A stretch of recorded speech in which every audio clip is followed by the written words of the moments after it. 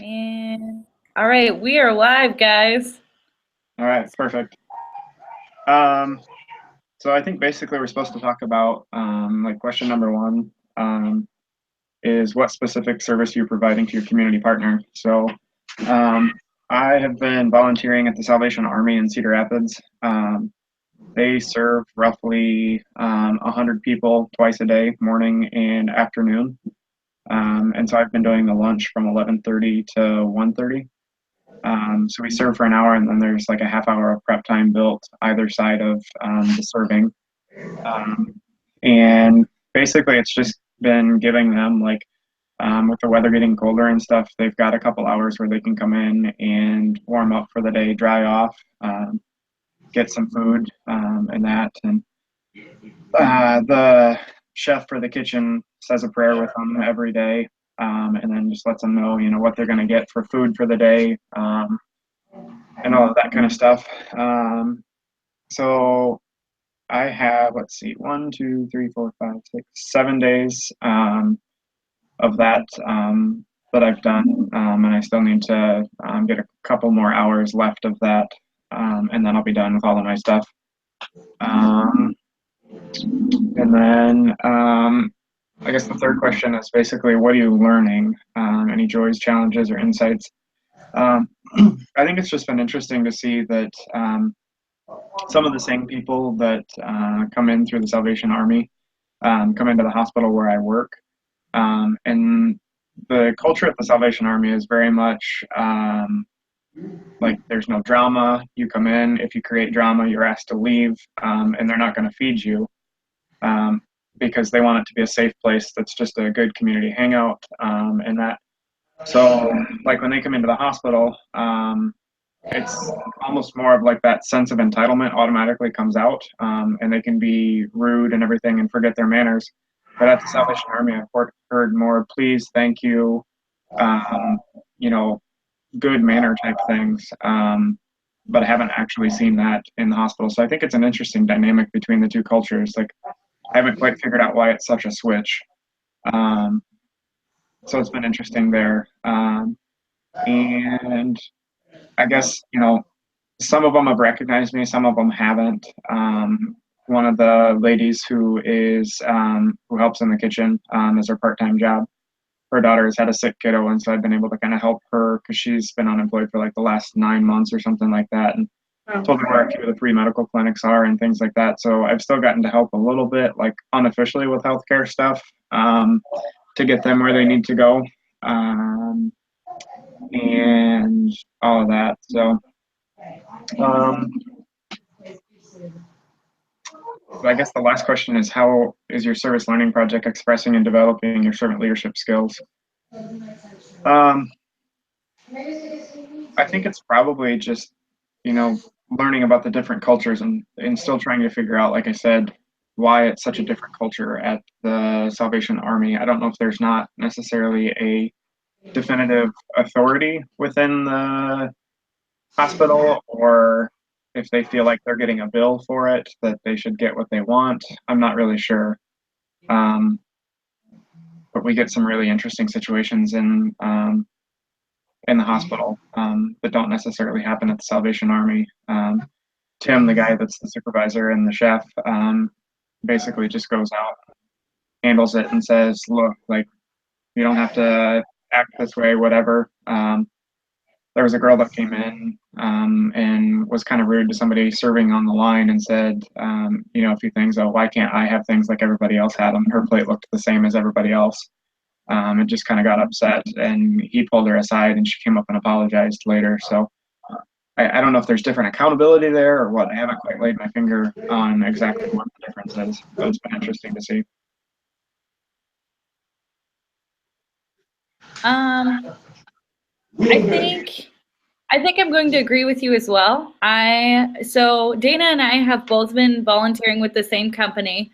I had a little bit of a rough start. Dana did not, luckily. And it was just kind of a very different situation, and I wasn't entirely put into something that I was prepared for. And what had happened was there were the organization that we are working with has kids that they take care of after school. And in this group there, that specific day, I think there were like 30 kids. And so when it's nice out, we go from, they eat their snack in the building, and then we go across the street to the school that they are from, and we play outside games, and they have a garden there that they work in.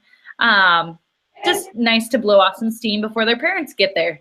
And we had a situation arise where the children were physically, I don't want to say assaulting, but physically pushing each other on the ground in the crosswalk.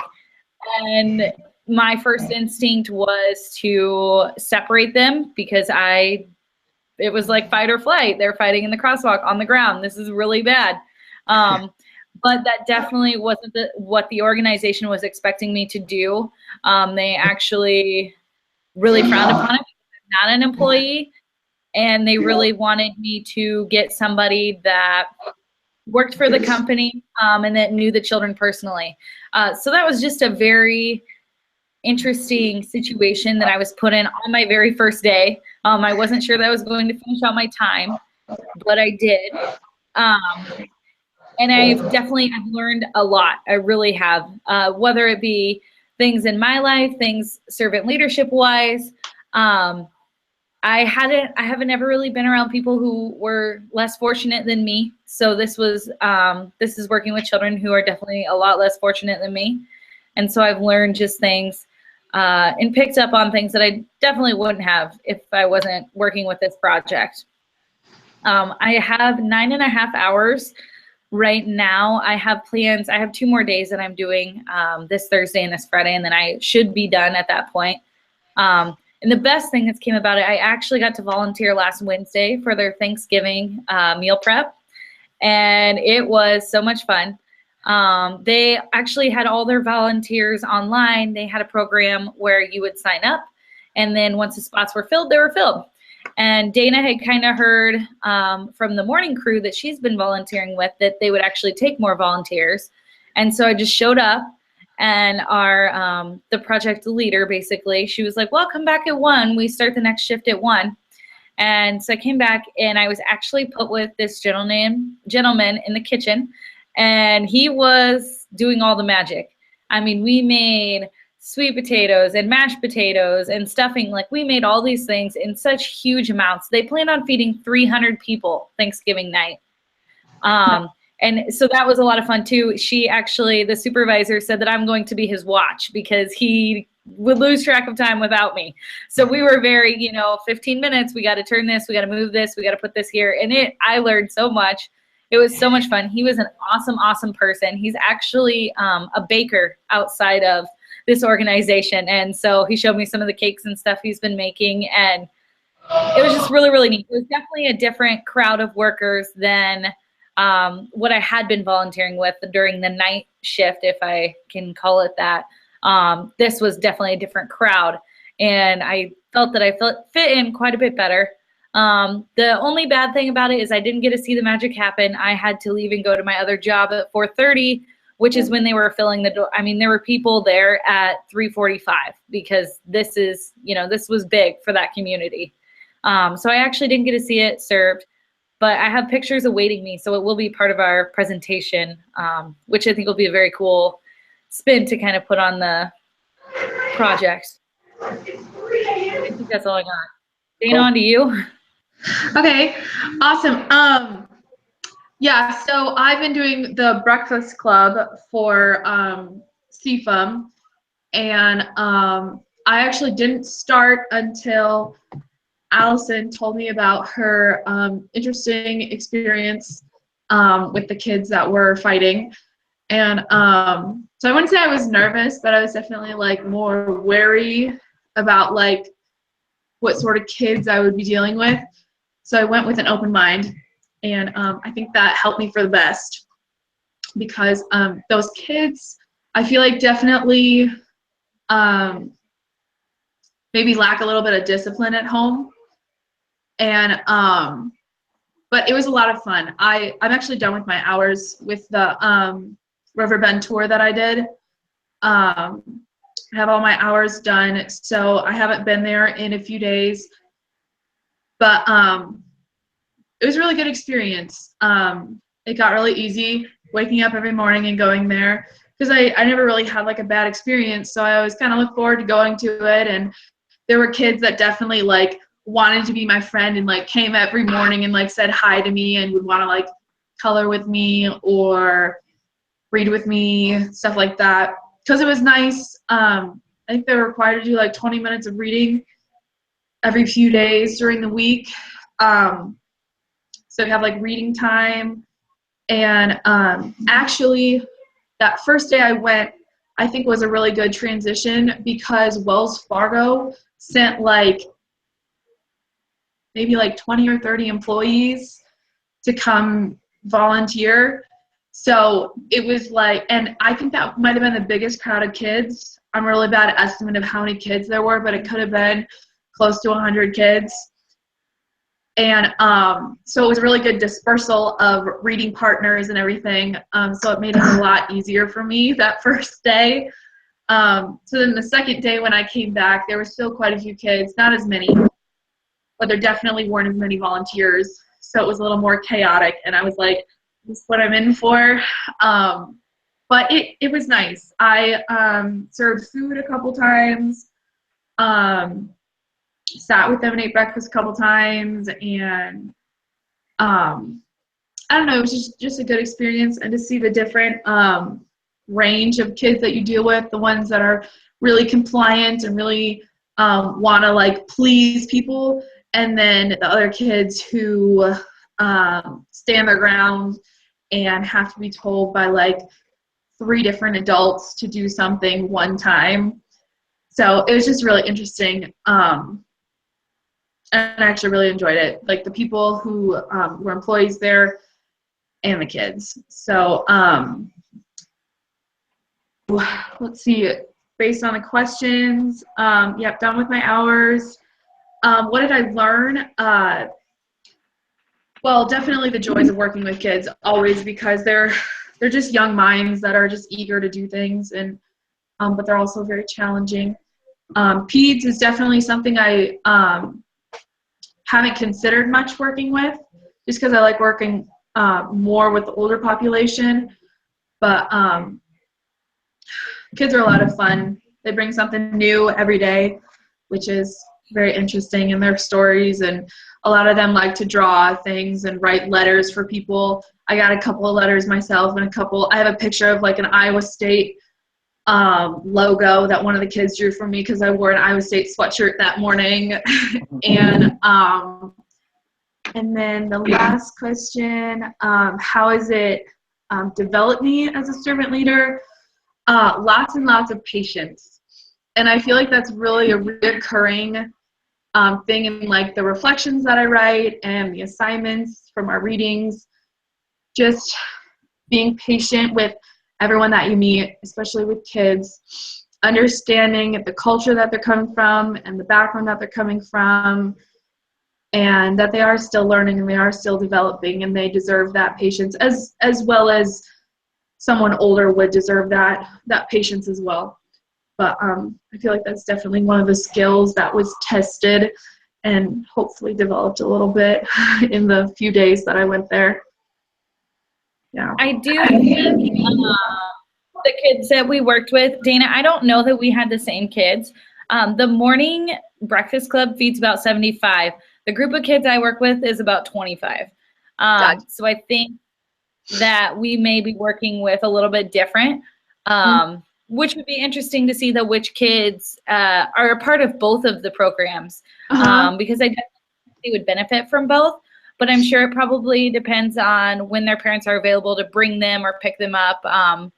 Usually when we get done with hours, and it's never a consistent time, but sometimes it's like 5, sometimes it's like 5:20. They actually are doing their dinner in the bottom of the church during that time.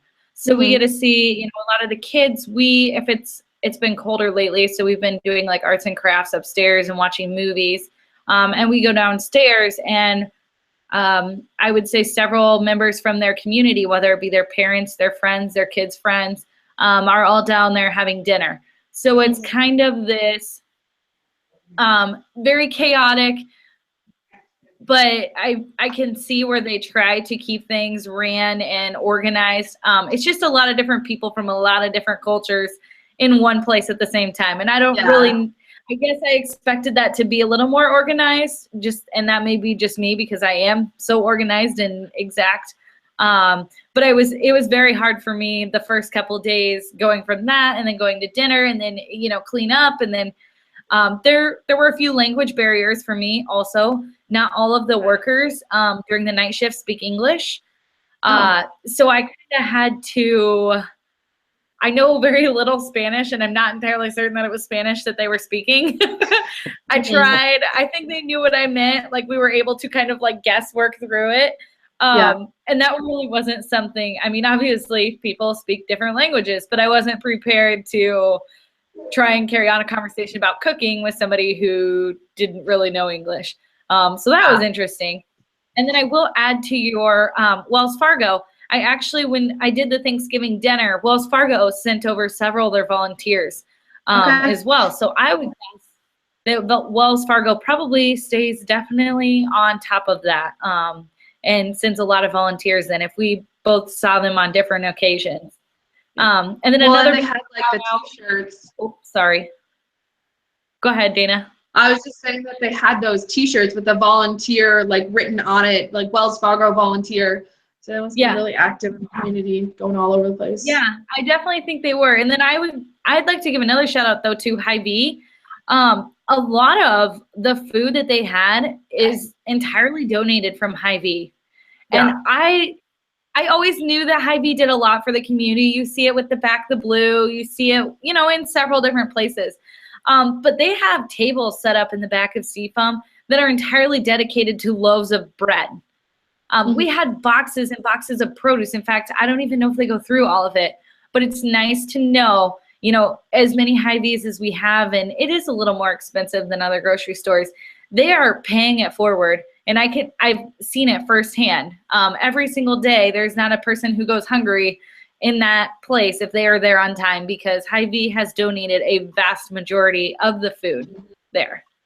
Yeah, I had to unload it one time. I think they brought like those flat carts. They brought like probably 10 in, just like piled with bread, and we just like laid it out all on the table. And it was like a mountain. It was a lot of bread. And it's really great. It's interesting. Sometimes I would. Oh, I'm sorry. Go ahead, Jordan.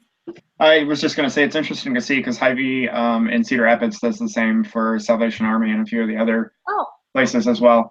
And then the Target Supercenters in the area that have the bakeries and fresh produce in that bring in stuff as well. So it is interesting, because Target is definitely a little more expensive than like your Walmart and things like that.